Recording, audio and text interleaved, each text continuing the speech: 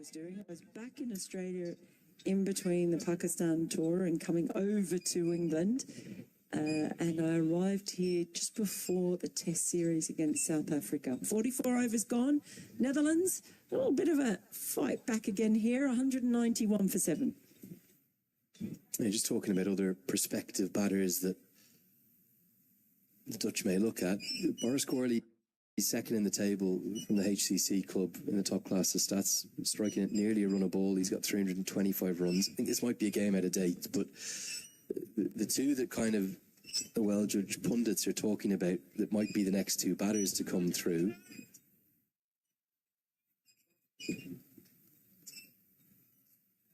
are Theo Wahlberg and Johan Smal, both of South African origin. The reverse sweep comes out from Van der Merwe. And those incredible links that they have with South Africa do enable them to get plenty of kind of Dutch origin players, but they do it in kind of a really good way. They always insist upon the player coming up and playing in the top class and kind of committing to Dutch cricket. Almost all of those in and around the national squad. This is swept, but not under complete control. They won't take on the second. They come up and live in the Netherlands for at least 5 months. It's usually a 7-month period that they're in the country for. And a lot of the Dutch players, and even those of kind of born and bred Dutch origin, will actually head down to South Africa. They'll use the likes of the links that Ryan Cook has with the Gary Kirsten Academy. And they'll often play, they play quite a few of the SA20 teams year before last in some T20 matches. And they're just very sensible links to utilise. They really are.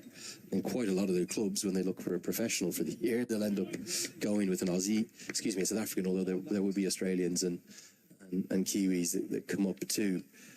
So yeah, certainly they're the kind of names that we're talking about from a batting perspective. In terms of the leading wicket takers in the top class of this season,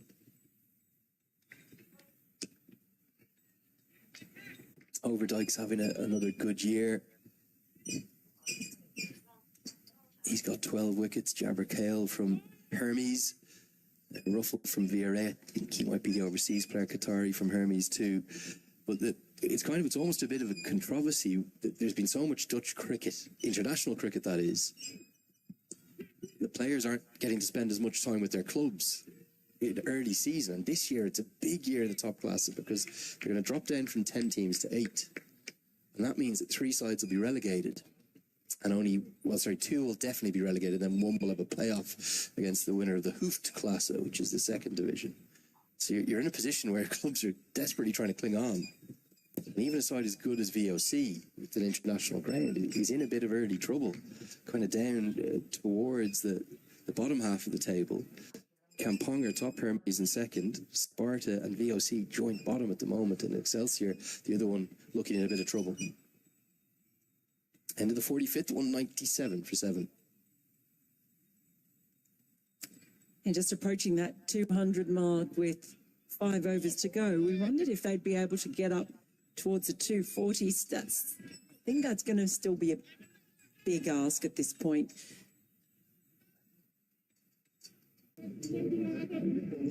Especially when we see Sandeep Lamachani coming back into the attack with 1 over left to bowl. He's taken a couple of wickets so far. He's bowled well enough that he could easily have taken another 2. I imagine he would love nothing more than to finish off with a wicket taking over. 5 overs remaining. What can Netherlands push up to? Good fight this for the 8th wicket. They played nicely, haven't they? Really have. Put on 31, make that at least 32, as I read us brilliantly. 2 more runs saved. He's so quick, whatever the temperature here. I think many a fielder wouldn't even be able to get there, and he again makes it look easy. Yeah, it's outstanding work. He's superhuman, the Tiger. He's just so fast. He's like a blur out there. Great nickname as well, isn't it? I love it, the Tiger. Ooh, one thing you talk about, those fast twitch muscles that enable you to get a really good start. And some players look like they sat back on their heels. It takes them a little while to get going, but he is so quick off the mark. I think he's the 2nd best fielder in the world. Oh, he's that good. It's going to be the 200 coming up with the Noah Cross sweep. He wants the second. Gulshan Jazz throw comes in, and oh, if it was gathered cleanly by Asif Sheikh, surely that would have been a run-out opportunity. Asif Sheikh, it just kind of bounced on him a little bit, didn't he? It was a one-bounce throw from Gulshan Jazz. Very aggressive running. Cross could have been in trouble. I think he would have been in real trouble. I'll try and get you a replay of that again. Yeah, it seemed to just bounce a bit, come off the end of his gloves. The 200 has been brought up for the Netherlands. Here's a look at that run out.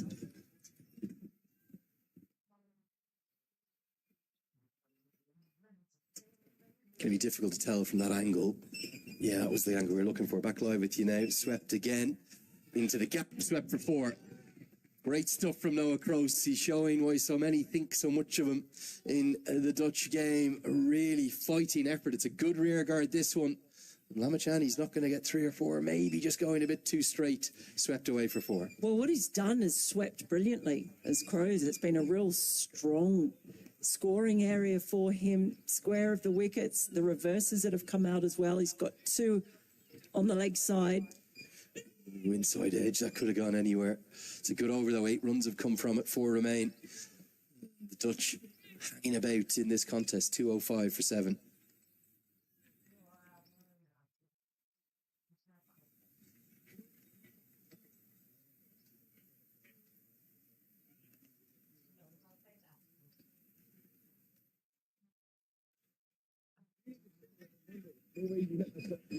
Really good partnership, this one.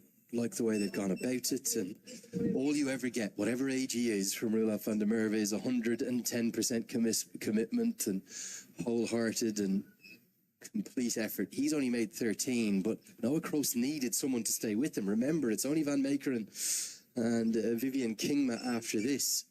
Been a critical 39 runs. This could end up, I'm not saying being the winning margin, but it could end up giving the Dutch a real chance in this game. Absolutely. Just at the point where it looked as though Netherlands' innings might just be drifting, Kroos has just taken the bull by the horns, ensuring these last overs count. He's also been able to do something that a lot of the batters have struggled with, and that's finding a gap, even if it hasn't been a boundary, in being able to get the 2 runs where we're finding a lot of dot balls that might have been singles. But he's found enough of the gaps to be able to get the second run.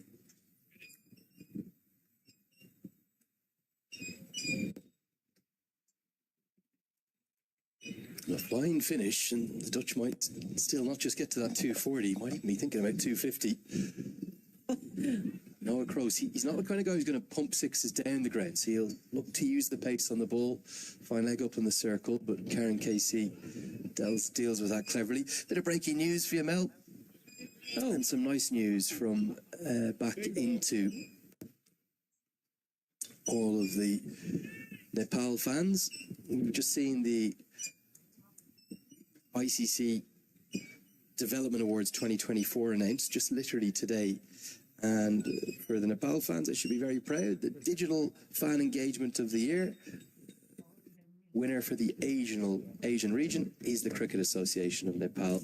They've also got into the global shortlist for the ICC Creo Festival of the Year.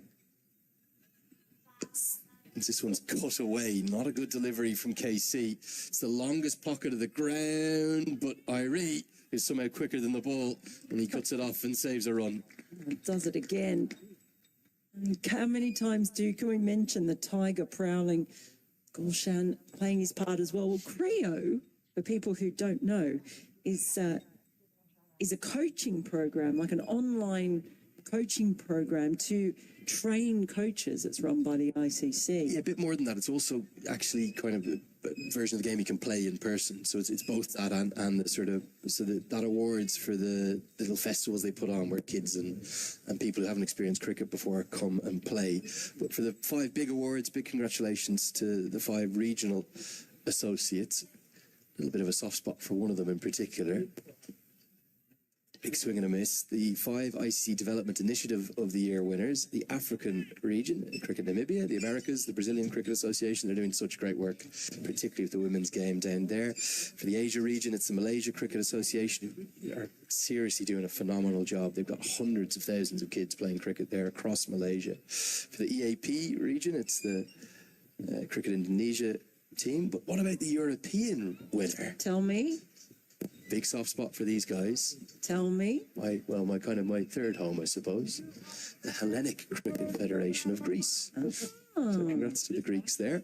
I know Andy Wright and the ICC Europe team doing a phenomenal job spreading the game throughout the continent. As they'll pick up a couple. Dutch bench kind of coming to life. They realise how important this 8-wicket partnership is, and lots of other award winners. We won't read everyone out to you, but I'm going to give you the 5 female winners too. For Africa, Cricket Sierra Leone. Americas again, double victory for Brazil. For Asia, the Bhutan Cricket Board, beautiful country there, definitely coming up. EAP, Tim Cutler and his team down in the Vanuatu Cricket Association, congrats to them.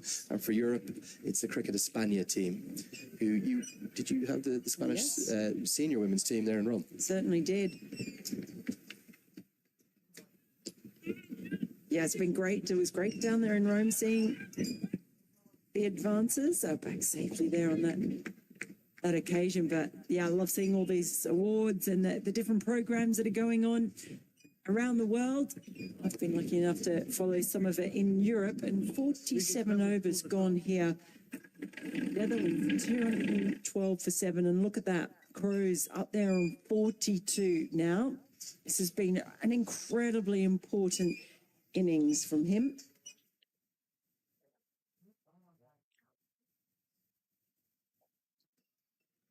Just got a notification on my phone.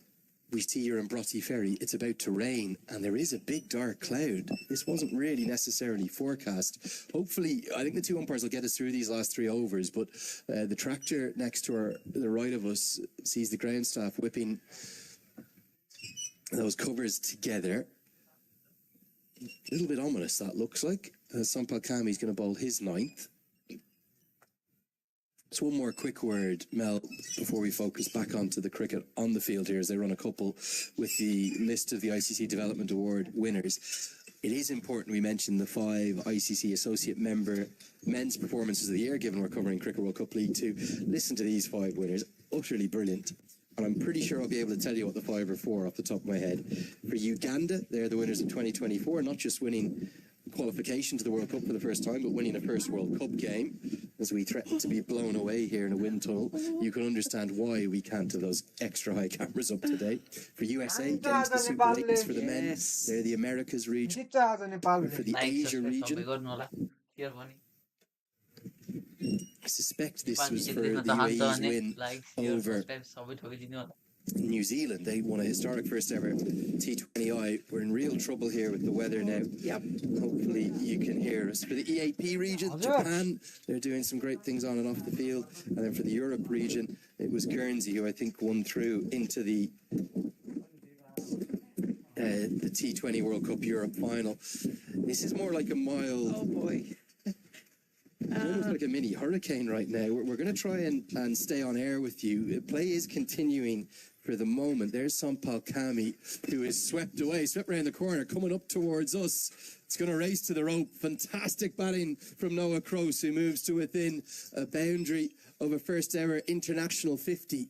But the wind is causing havoc, and the rain is maybe about to come down too. Yeah, we really needed conditions to get more challenging. That's just what we needed. We're going to try and move our table back into the tent because it's starting to get some wet monitors and cables all over. So excuse us while we just try and reposition ourselves a little. Our marquee, I thought, was about to take flight there briefly. Oh boy. Well. Oh dear. Come to Scotland, they said. I've been doing my kind of Nepal tourist board promotion earlier in the day. I'm not sure the Cricket Scotland or the Scottish tourist board will be saying the same to me. It's chaos out there. The wind has blown the bales off. It was very much like a little mini Scottish hurricane there, and the rain is now pretty heavy. It is. They're going to be hardy and try and stay on, I think, but I'll be honest, it's chaos here right now, and the rain is now piling down. The ground staff are saying, surely we have to go off here, but yeah, and so too now the umpires. This is absolute, well, it's pandemonium really, to be honest with you, Mel. The weather has turned in a heartbeat. It's classic Scotland. You can absolutely get all 4 seasons in one day. And I'll be honest with you, Mel, we're going to go off air right away. We'll leave you with the scorecard. Let's hope our camera staff can get down safely from their gantry. It is, well, rather bizarre weather. Have a look across to the far side there, Mel. You can see the 100 or so Nepal fans. There is a tent to protect them. We're going to come off air. We'll leave you with the news that after 47.3 overs, rain has stopped play, and the Netherlands in the middle of a good fight back, 219 for 7. Oh my God, look, everything's getting wet.